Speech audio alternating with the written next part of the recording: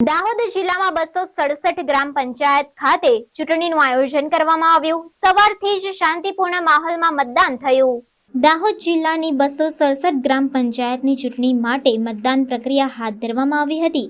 વહેલી સવારે 7 વાગ્યાથી મતદારો પોતાના મતાધિકારનો ઉપયોગ કરવા માટે કતારબદ્ધ મતદાન મથકો ઉપર પહોંચ્યા હતા। સ્થાનિક ગામના વિકાસના મુદ્દા સાથે લોકો મતદાન કરવા માટે પહોંચ્યા હતા। મતદાન પોતાની ફરજ અને હક માનીને મતદારો ઉત્સાહભેર મતદાન કેન્દ્રો ઉપર ઉપસ્થિત રહ્યા હતા।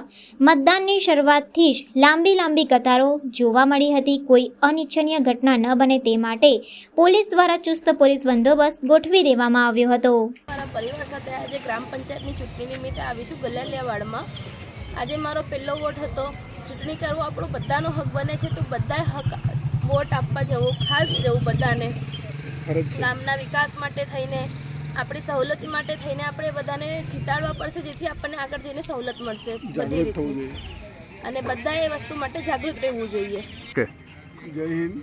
હું કમલેશ નંદ કિશોર જોશી આજે ગલાલિયાવાડ ગ્રામ પંચાયત દાહોદ મુકામે અહીં ગ્રામ પંચાયતની ચૂંટણીમાં મતદાન કરવા માટે મારા પરિવારજનો સાથે સહપરિવાર અમે અહીંયા આવેલા હતા।